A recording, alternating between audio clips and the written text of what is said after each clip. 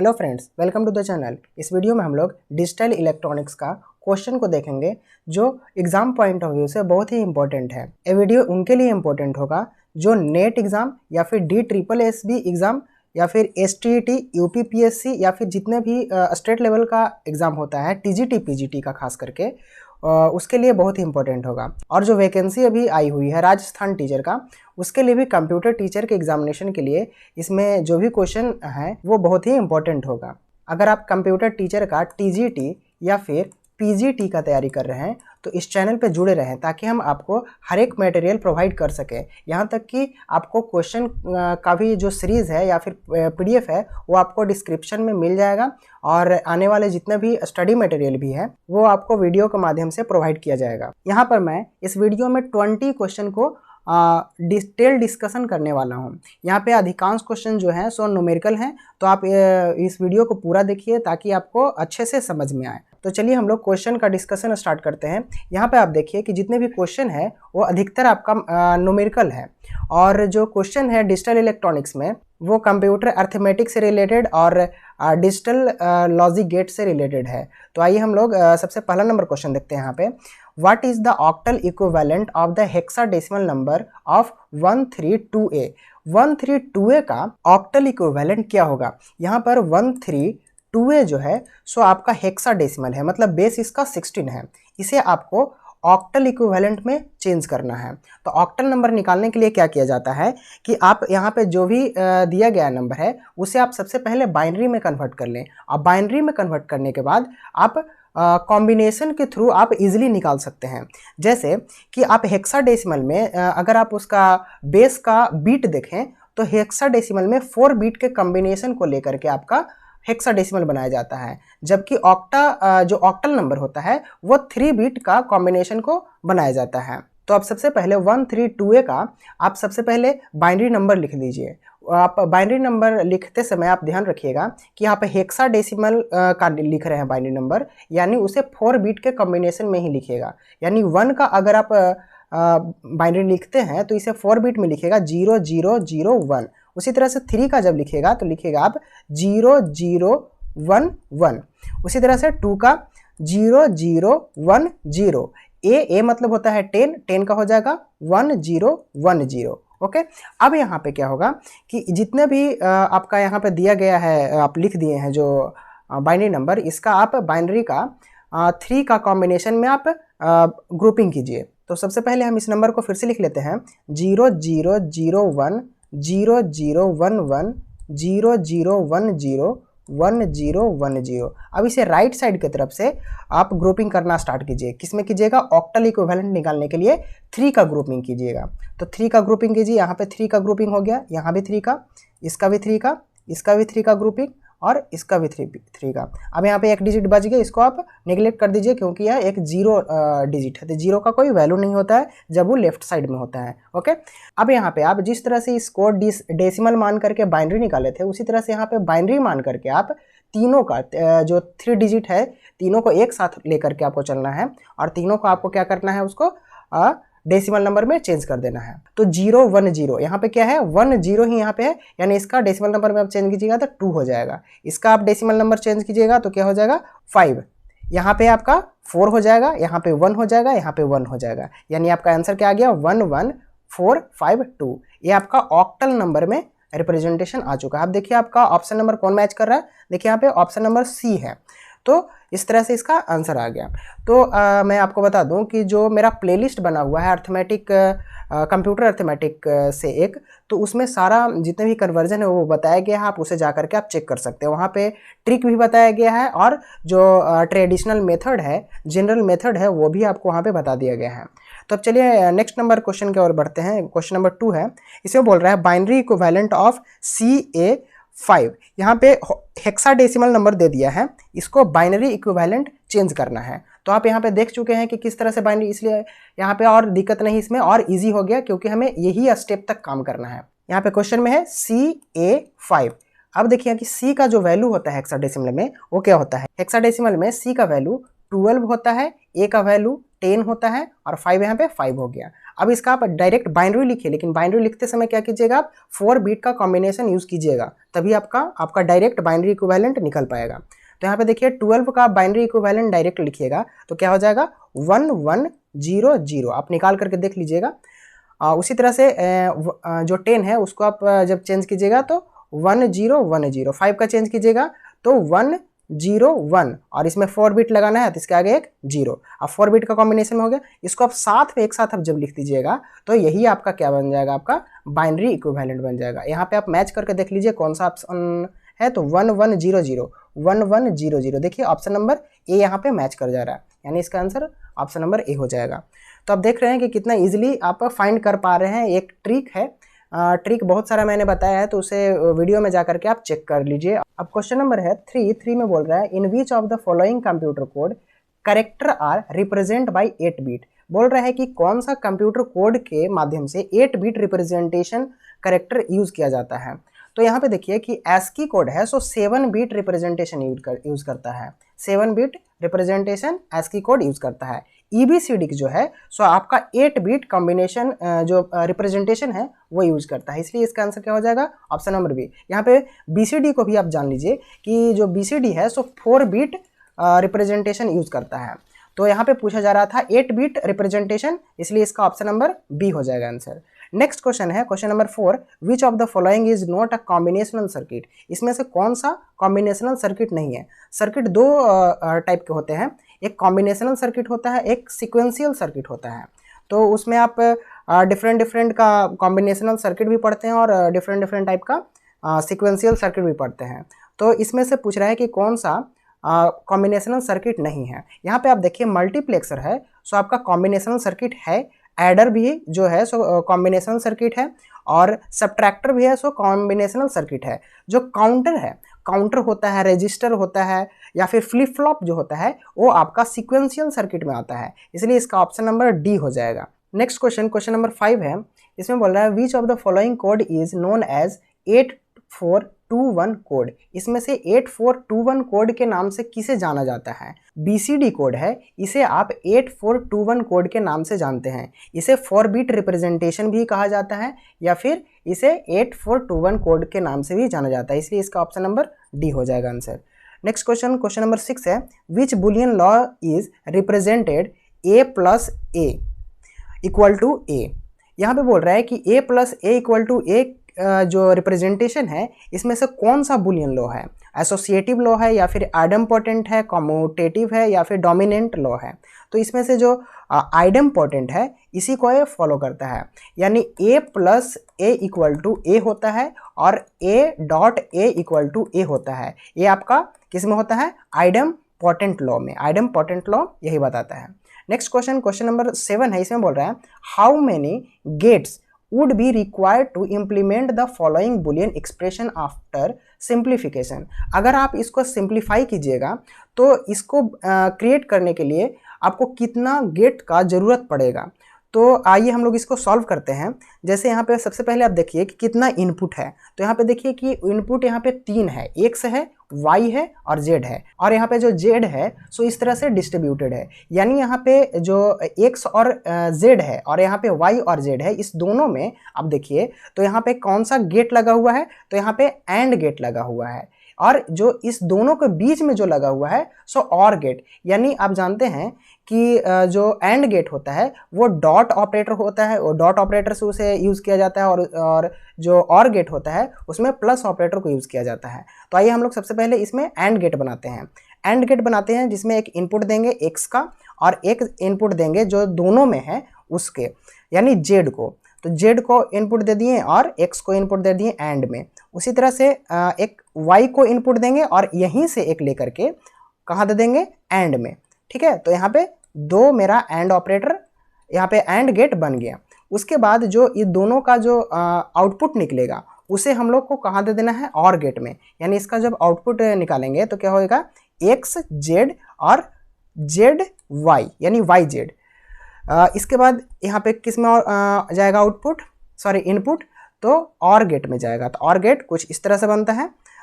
जब ये दोनों को आउटपुट यहाँ से निकलेगा तो क्या आएगा, X Z plus Y Z. तो ये मेरा आउटपुट हो गया। तो आप देखिए कि कितना यहाँ पे गेट का यूज़ हुआ, एक यहाँ पे गेट है, दूसरा नंबर गेट और ये तीसरा नंबर गेट, यानी यहाँ पे टोटल 3 गेट का यूज़ किया गया है और तभी यह एक सर्किट डिजाइन किया जा सकता है जो इस तरह का आउटपुट हमें प्रोवाइड करेगा। नेक्स्ट क्वेश्चन की ओर बढ़ते हैं। क्वेश्चन नंबर 8 है, what are the canonical form of Boolean expression. इसमें से बोल रहा है कि इसमें से कौन सा कैनोनिकल फॉर्म होता है बुलियन एक्सप्रेशन का।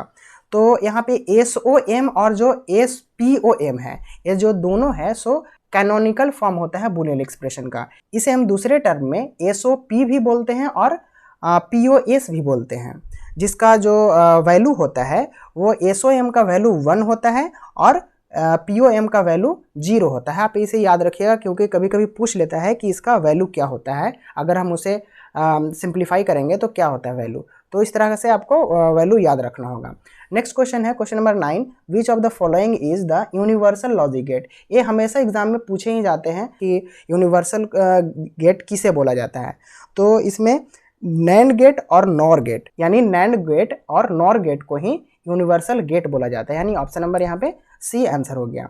नेक्स्ट क्वेश्चन क्वेश्चन नंबर 10 है, इसमें बोल रहा है derive the Boolean expression for the logic circuit shown below. यहाँ पे कुछ गेट दिया गया है जो एक तरह का सर्किट है या इसी को लॉजिक सर्किट बोला जाता है।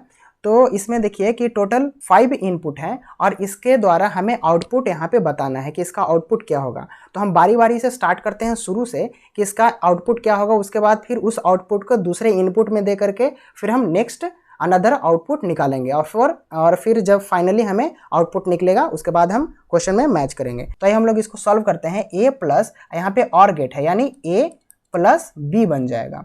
उसी तरह से यहाँ पे जब C यहाँ पे इनपुट गया A प्लस में तो क्या बन गया A प्लस B और इसको आप इनटू में लीजिए क्योंकि यह एक एंड गेट है, यानी यहाँ पे क्या हो जाएगा C। उसी तरह से इसमें D जाएगा यानी A प्लस B और C यहाँ पे था, इसमें एंड एक और लग गया यानी D इस तरह से आ जाएगा। उसी तरह से इसमें आएगा तो A प्लस B और इनटू में ही जाएगा, मतलब कि एंड गेट है तो C D और E यहाँ पे आ जाएगा।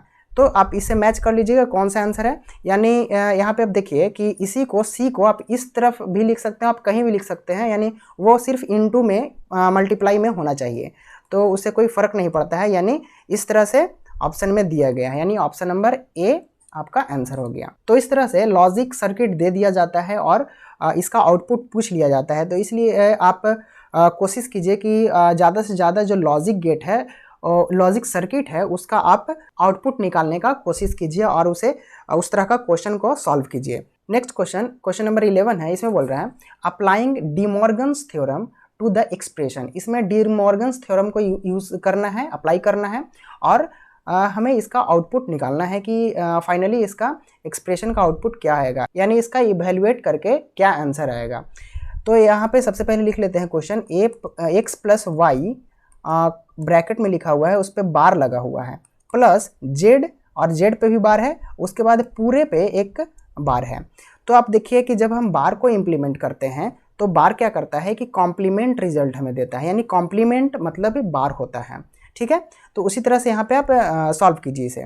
तो सबसे पहले आप ऑपरेटर को यहाँ से कॉम्प्लीमेंट कीजिए, यानी x प्लस वाई जो इतना है इस पर एक बार है और यहाँ पे बार इतना दूर बच जाएगा, लेकिन जब इसका हम प्लस का जो कॉम्प्लीमेंट करेंगे तो क्या हो जाएगा, इसका रिजल्ट डॉट हो जाएगा। तो यहाँ पे डॉट आ गया और यहाँ पे जेड बार था पहले से और एक पहले का बार ऊपर का बार, तो यहाँ पे इतना आ गया। अब जो यहाँ पे नेक्स्ट ऑपरेटर है उसको आप रिजॉल्व कीजिए। तो यहाँ पर एक्स बार और यहाँ पे एक ऊपर वाला बार आ जाएगा यानी बार। यहाँ पे जब एक प्लस पे डबल बार यानी किसी भी सिंबल पर या फिर किसी भी अल्फ़ाबेट पर या फिर किसी भी सिंबल आप मान लीजिए उस पर आप डबल बार लगाते हैं तो वो दोनों जो बार होता है वो आपस में कैंसिल आउट हो जाता है, या फिर उसको डबल बार करते हैं तो वो सेम ही रिजल्ट देता है। यानी प्लस का डबल बार करेंगे तो प्लस ही आएगा। अगर हम किसी भी सिंबल का आप डबल बार करते हैं तो सेम ही रिजल्ट आता है। एक्स का भी आप डबल बार कीजिएगा तो एक्स ही आने वाला है। तो यहाँ पे प्लस होगा, इसके बाद वाई बार डबल बार यहाँ पे हो गया, डॉट जेड पर डबल बार। अब डबल बार यहाँ पे क्या बताया अभी हम कि सेम ही रिजल्ट देते हैं, यानी एक्स का डबल बार एक्स ही होगा प्लस वाई, उसके बाद डॉट और यहाँ पे जेड। अब यहाँ पे ऑप्शन में मैच कीजिए कि कौन सा ऑप्शन मिल रहा है। कि यहाँ पे देखिए कि x plus Y dot Z, यानी इस तरह से इसको ब्रैकेट लगा करके लिखिएगा तो इस तरह से आंसर इसका आ जाएगा, यानी ऑप्शन नंबर ए हो गया answer. Next question, question number 12 है। 12 में बोल रहे हैं टूज कॉम्प्लीमेंट ऑफ -7। -7 का टूज कॉम्प्लीमेंट निकालना है। तो आप जानते हैं कि किसी भी नंबर का जो कॉम्प्लीमेंट निकाला जाता है यानी टूज कॉम्प्लीमेंट, तो सबसे पहले वंस कॉम्प्लीमेंट निकालना होता है, फर्दर आप टूज कॉम्प्लीमेंट तक पहुंच सकते हैं। यानी वंस कॉम्प्लीमेंट निकालने के बाद ही आप उसमें 1 ऐड करके और टूज कॉम्प्लीमेंट तक पहुंच सकते हैं। तो यहाँ पे दिया हुआ है -7। -7 कुछ नहीं है, ये एक टूज कॉम्प्लीमेंट को ही रिप्रेजेंट करता है। यानी किसी भी नंबर को माइनस में रिप्रेजेंट करना होता है, उसी को कहते हैं टूज कॉम्प्लीमेंट। सबसे पहले आप +7 का बाइनरी नंबर निकाल लीजिए। बाइनरी नंबर क्या होगा?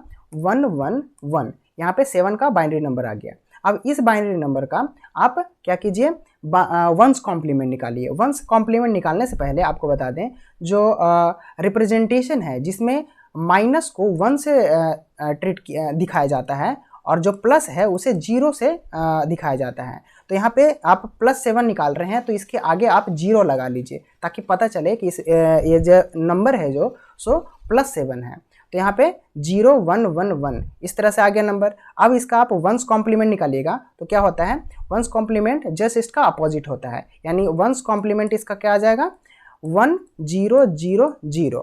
इसमें हम 1 ऐड कर देंगे तो क्या आ जाएगा, ये टूज कॉम्प्लीमेंट, यानी 1 0 0 1।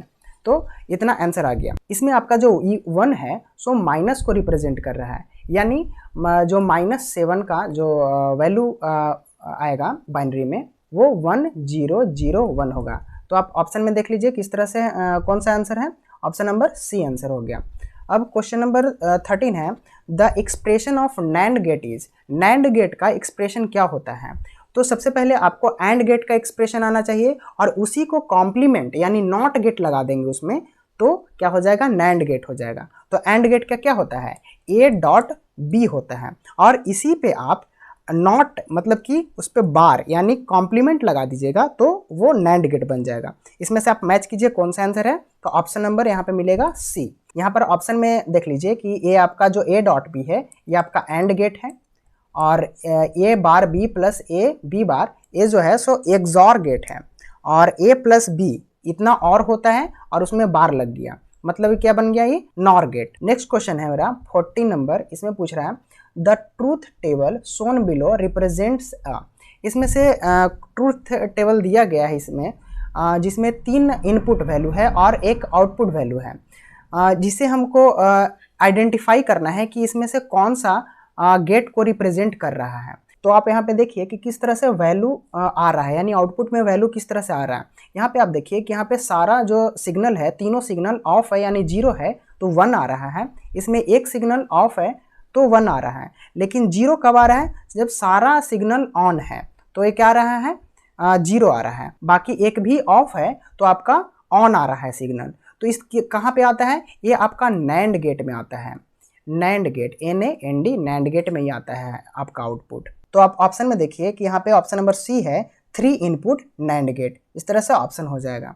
तो आप कोई भी टेबल को आप बारीकी से अगर देखिएगा तो उसे पता चल जाएगा कि कौन सा ये गेट है, किस तरह का ये आउटपुट दे रहा है और वो कौन गेट को फॉलो कर रहा है। नेक्स्ट क्वेश्चन, क्वेश्चन नंबर 15 है। इसमें बोल रहा है गिवन 2 बाइनरी नंबर x और y, x में कुछ बाइनरी नंबर है और y में कुछ बाइनरी नंबर है, जिसे हमें x माइनस वाई एक बार करना है और एक बार y माइनस x करना है। तो आप सिंपली भी कर सकते हैं और नहीं तो आप दोनों का अलग अलग वैल्यू निकाल करके कर सकते हैं। तो मैं यहाँ पे सिंपली ही करता हूँ ताकि इजी रहे सभी को बनाने में। तो सबसे पहले करते हैं x माइनस वाई। तो x का पहले वैल्यू लिख लेते हैं, x का वैल्यू यहाँ पे लिख रहे हैं जो कितना है 1 0 1 0 1 0 0। उसके बाद फिर y का वैल्यू है तो उसी का जस्ट नीचे लिख लेते हैं, क्या है 1 1 0 0 0 0 1। आप इसे आप सिंपली माइनस कीजिए, जिस तरह से आप बचपन से करते आ रहे हैं, शुरू से करते आ रहे हैं, 1 क्लास से करते आ रहे हैं, उसी तरह से आप यहाँ पे कीजिए। तो यहाँ पे 0 में से 1 तो माइनस होगा नहीं, तो आप क्या करते हैं कैरी लेते हैं। तो कैरी लेंगे अपने पहले वाले से, तो यहाँ पे भी 0 है, तो यहाँ ई कैरी देने में असक्षम है, तो सक्षम नहीं है, तो अपने नेक्स्ट वाले से आप कैरी मांगेगा। तो यहाँ पे देखिए कि 1 यहाँ पे आया, यानी यहाँ पे 1 और 0 बन गया। 1 और 0 मतलब यहाँ पे 10 नहीं है, यहाँ पे क्या आएगा, 2 आएगा। यहाँ पे हम लोग नॉर्मली किस तरह से माइनस करते हैं, डेसिमल में माइनस करते हैं। हम लोग समझते हैं यहाँ पे डेसिमल में, लेकिन जो भी हम लोग को आउटपुट लिखना होता है वो बाइनरी में लिखते हैं, क्योंकि हम लोग बाइनरी माइनस कर रहे हैं, बाइनरी सब्ट्रैक्शन कर रहे हैं। तो यहाँ पे 2 हो गया। अब 2 जो है सो एक इसको दे देगा, यानी एक यहाँ पे बच जाएगा और एक यहाँ पे आ जाएगा, यानी एक यहाँ पे आ जाएगा, तो ये भी आपका 1 0 बन गया, यानी 2 बन गया। यानी 2 में से 1 माइनस होगा तो क्या होगा, 1, और यहाँ पे 1 था तो 1 में से 1 माइनस हो गया, तो यहाँ पे 1, यहाँ पे तो कैरी चला गया था, यहाँ पे 0 हो गया था, तो 0 में से 0 माइनस होगा तो 0 हो जाएगा। यहाँ भी 0 में से 0 माइनस होगा, 0 हो जाएगा। 1 में से 0 माइनस होगा तो 1, और 0 में से 0 माइनस होगा 0, और यहाँ भी 0। तो देखिए कि इस तरह से इसका आउटपुट आया। अब नेक्स्ट देखिए कि जो y माइनस एक्स बोल रहा है उसे हम लोग माइनस करके देखते हैं। यहाँ पे सबसे पहले y लिख लेते हैं, y का वैल्यू 1 0 0 0 0 1 1। इसी के नीचे लिख लेंगे x का वैल्यू 1 0 1 0 1 0 0। अब इसे हम लोग सिंपली माइनस करेंगे। 1 में से 0 माइनस होगा 1, 1 में से 0 माइनस होगा, यहाँ भी 1। अब यहाँ पे देखिए कि 0 में से 1 माइनस होगा तो क्या आएगा, तो ये अपने नेक्स्ट से कैरी लेगा। यहाँ पे भी नहीं है, यहाँ पे भी नहीं है, यहाँ पे भी नहीं है, यहाँ पे है, तो ये जब अगर अगले को कैरी दे देगा तो यहाँ पे क्या होगा, 0 बचेगा, और यहाँ पे क्या हो जाएगा 10, 10 मतलब 2, यानी 1 0 मतलब 2। अभी बताएं कि जो हम लोग सोचते हैं सो क्या करते हैं, डेसिमल में सोचते हैं, लेकिन हम लोग जो भी फंक्शन यहाँ पे करेंगे सो बाइनरी में करेंगे। तो यहाँ पे 2 हो गया, 2 से अगले को कैरी दे देगा, यानी यहाँ पे 1 बचेगा। उसी तरह से यहाँ भी 1 बचेगा, 1 बचेगा, फाइनली यहाँ आएगा, यहाँ इसको मिलेगा 2 वैल्यू। 2 में से 1 माइनस होगा तो यहाँ पे 1 बचेगा, यहाँ पे 1 में से यहाँ पे 1 हो गया, 1 में से 0 वैल्यू जाएगा तो 1, 1 में से 1 जाएगा तो यहाँ 0, यहाँ पे 1, और यहाँ पे क्या हो जाएगा, उल्टा हो जाएगा। यानी उल्टा मतलब कि 0 है यहाँ पे और यहाँ पे 1 है, तो 0 में से 1 तो माइनस होता नहीं है, सब्ट्रैक्ट होता नहीं है, तो यहाँ पे हम लोग एग्जैक्ट इसी वैल्यू को यहाँ पे लिख देते हैं। लेकिन जो ये वैल्यू होता है ये माइनस को रिप्रेजेंट करता है, ठीक है, क्योंकि ये एक एक्स्ट्रा वैल्यू आकर के बैठा हुआ है।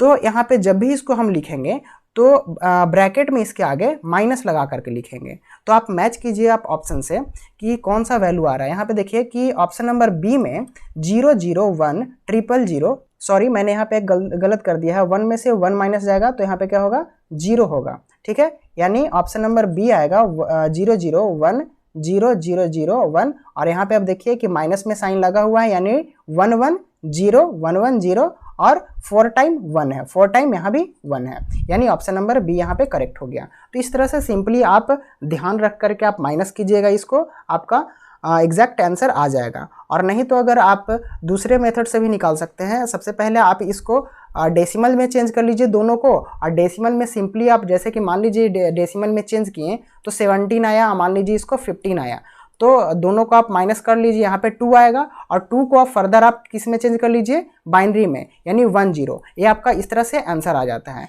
तो यहाँ पे भी इसका जब निकाल करके आंसर कीजिएगा तो इतना ही आंसर आएगा। अब हम लोग नेक्स्ट क्वेश्चन में बढ़ते हैं। क्वेश्चन नंबर 16 है, इसमें बोल रहा है कि एक ऑक्टल नंबर दिया हुआ है लेकिन वो फ्लोटिंग पॉइंट वैल्यू में है, जिसको आपको 16 बेस यानी हेक्साडेसिमल में निकालना है, यानी ऑक्टल से हेक्साडेसिमल में वैल्यू को चेंज करना है। तो इसे निकालने के लिए ट्रिक को यूज़ करते हैं। यहाँ पे है 35 का सबसे पहले हम ऑक्टल नंबर निकाल लेते हैं, उसके बाद फर्दर हम क्या करेंगे, 0 जो 1 है उसे हम निकालेंगे। तो 35 को निकालने के लिए सबसे पहले आप डेसिमल में चेंज कीजिए। डेसिमल में कैसे चेंज करेंगे, 8 बीट, यहाँ पे 8 बेस है, यानी क्या हो जाएगा, 3 बीट का यहाँ पे कॉम्बिनेशन जाएगा, यहाँ पे 4 बीट का कॉम्बिनेशन जाएगा।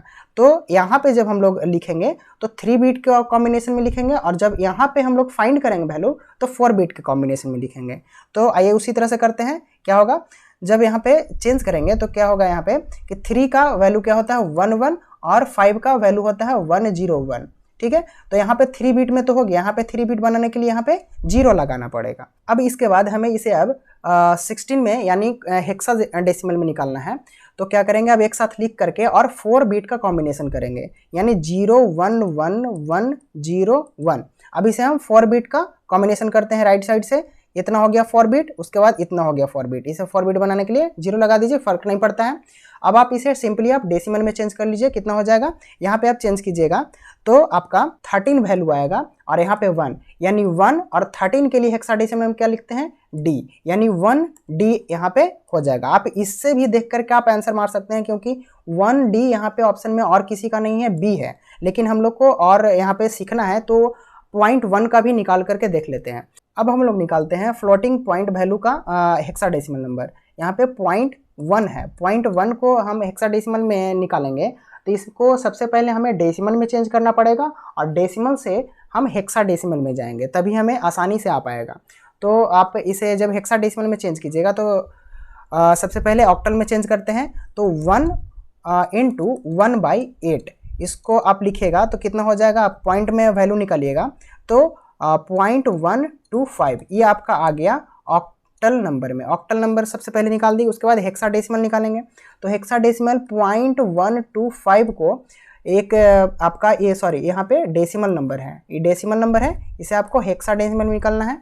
तो आप जानते हैं कि किसी भी नंबर को जब हम डेसिमल से अनदर सिस्टम में निकालते हैं, अगर वो नॉन फ्लोटिंग पॉइंट नंबर रहता है यानी सिंपल नंबर रहता है तो उसे हम डिवाइड करके निकाल लेते थे, और यहाँ पे फ्लोटिंग पॉइंट वैल्यू है तो इसे हम मल्टीप्लाई करके निकालेंगे, यानी 0.125 में हम 16 से मल्टीप्लाई करेंगे, क्योंकि 16 में हमें जाना है, 16 सिस्टम में यानी हेक्साडेसिमल में हमें जाना है, तो 16 से मल्टीप्लाई करेंगे और इसे तब तक मल्टीप्लाई करेंगे जब तक कि पॉइंट के बाद का वैल्यू 0 ना आ जाए। 0 आ जाएगा उसके बाद हम छोड़ देंगे। तो यहाँ पे आप देखिए कि जब आप दोनों को मल्टीप्लाई कीजिएगा तो इसका क्या आ जाएगा आंसर, 2000 यानी 2000 आ जाएगा। और इसे पॉइंट बैठाएंगे किस तरह से, यानी 3 डिजिट हम लेंगे और यहाँ पे पॉइंट बैठ जाएगा। यहाँ पे आप देखिए कि एक बार में ही मेरा क्या आएगा, आगे यहाँ पे कि 0 आ गया, यानी हम छोड़ देंगे, यानी 2 मेरा इसका आंसर आ जाएगा।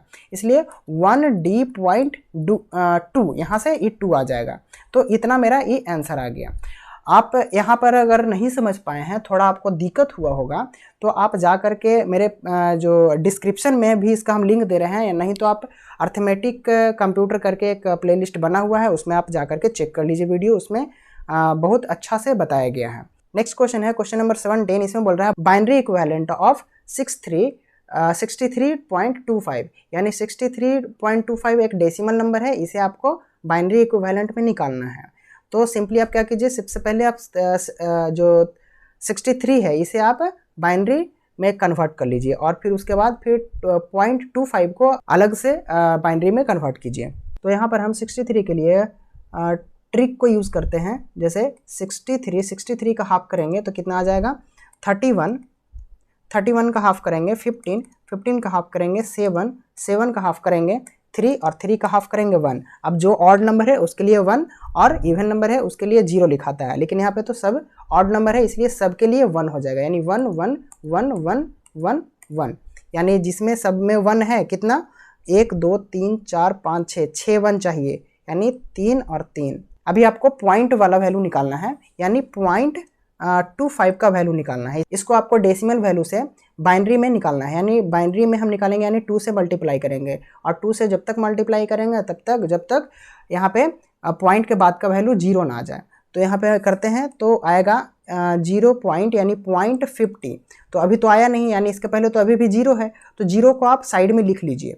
उसके बाद फिर जो ये बच्चा इतना यानी 0.50, इसको आप फिर से मल्टीप्लाई कीजिए 2 से और क्या आ जाएगा 1.00, यानी यहाँ पे देखिए 0 आ गया है। अब यहाँ पे आगे नहीं करना है कैलकुलेशन, यानी 1 को इधर आप लिख देना है। इतना आंसर आ चुका है। अब इसे आप किस तरह से लिखेगा, तो ऊपर से नीचे की डायरेक्शन में लिखना है, यानी 0 और 1, यानी इसके बाद 0 और 1। यहाँ पे देखिए 0 और 1 यहाँ पे है आंसर में, यानी ऑप्शन नंबर बी इसका आंसर हो जाएगा। नेक्स्ट क्वेश्चन नंबर 18 है। इसमें बोल रहा है decimal number 9 in 2421 code will be represent. इस कोड में इस 9 के वैल्यू को लिखना है। तो इस किसी भी कोड में लिखने के लिए, जैसे कि हम अगर बाइनरी कोड में देखते हैं तो बाइनरी में हम लोग 1 2 4, 8, 16 इस तरह से करते हैं, और जिसका एडिशन होता है उसी के सामने 1 लिखते हैं, है ना। यानी जिस वैल्यू को ऐड करके उस नंबर को पाया जा सकता है, जैसे कि मान लीजिए 5 निकालना है तो 4 और 1 को जोड़ेंगे तब हमारा 5 आएगा, यानी इसके सामने 1 लिखेंगे और बाकी के सामने 0 लिखते हैं। उसी तरह से यहाँ भी करेंगे 2, 4, 2, 1। अब देखिए कि इसमें किससे किसे जोड़ करके 9 बनाया जा सकता है। तो यहाँ पे देखिए 2 और 4, 6, 6, 2, 8, 8, 1, 9, यानी सारे को जोड़ेंगे तभी मेरा 1 आएगा, यानी सभी के सामने 1, 1 वैल्यू लिख देंगे, और ये मेरा इसका 2, 4, 2, 1 रिप्रेजेंटेशन आ चुका है 9 का। यानी ऑप्शन नंबर कौन सा हो जाएगा? ऑप्शन नंबर सी यहाँ पे आंसर हो गया। नेक्स्ट क्वेश्चन नंबर 19 है, if the expression a into B, और यहाँ पे बार लगा हुआ, उसके बाद c है, उसके बाद d इसका ब्रैकेट लगा हुआ, तो कुछ इस तरह से दिया गया है, इसे आपको सिंप्लीफाई करना है, उसके बाद इसका आंसर बताना है कि क्या होगा। तो इसमें से कुछ नहीं, इसका निगेशन है, एक तरह से आपको निगेशन करना है, यानी कॉम्प्लीमेंट करना है और फर्दर उसका आंसर निकालना है। तो सबसे पहले क्वेश्चन को लिख लेते हैं, ए बी और इस पे बार है और सी है, सी का एक ब्रैकेट लगा हुआ है, फिर से बार है, उसके बाद डी का एक ब्रैकेट लगा हुआ है, उसके ऊपर बार है। ठीक है, अब सबसे पहले यहाँ पे किसका सॉल्यूशन कीजिएगा? स्मॉल ब्रैकेट का। तो यहाँ पे क्या है, ये दोनों में रिलेशन डॉट का है, डॉट पे जब हम बार लगाएंगे तो क्या बन जाएगा? ये प्लस बन जाएगा। तो यहाँ पे ए बार हो जाएगा प्लस बी बार हो जाएगा। देन आपका जो लिखा हुआ है वही आप यहाँ पे लिख देना है। तो सी और ब्रैकेट के ऊपर बार है, उसके बाद डी और ब्रैकेट के ऊपर बार है। ठीक है, अब हम लोग इसके बाद वाला जो करते हैं, जो ये कॉम्प्लीमेंट है, इसको हम कॉम्प्लीमेंट करते हैं। तो क्या होगा? ए और यहाँ पे बार है और यहाँ भी बार, यानी बार और बार यानी डबल बार कैंसिल आउट हो जाएगा, और उसके बाद फिर जो प्लस है, प्लस पे बार हम करेंगे तो फिर से इंटू हो जाएगा, यानी डॉट बन जाएगा, और बी पर भी डबल बार हो जाएगा, यानी बी बन जाएगा सिर्फ, या और इसके बाद फिर यहाँ पे डॉट ऑपरेटर है, डॉट ऑपरेटर प्लस में बदल जाएगा और सी बार बन जाएगा। अब इसे बंद कर दीजिए ब्रैकेट के अंदर, और नेक्स्ट क्या है, यहाँ पे डी में डी के ऊपर फिर पूरे में होल बार लगा हुआ है। उसके बाद फिर जब हम इस बार को कैलकुलेट करेंगे तो क्या हो जाएगा, इस बार पे हम सारे पे हम देते हैं वैल्यू, तो ए बार और डॉट में डॉट को हम जब बार करेंगे तो प्लस में बदल जाएगा, उसके बाद फिर बी और बी पर बार, उसके बाद फिर ये डॉट जो प्लस ऑपरेटर है ये फिर से क्या बन जाएगा आपका डॉट ऑपरेटर में, यानी सी, और सी सिर्फ बचेगा, यानी बार बार कैंसिल आउट हो जाएगा।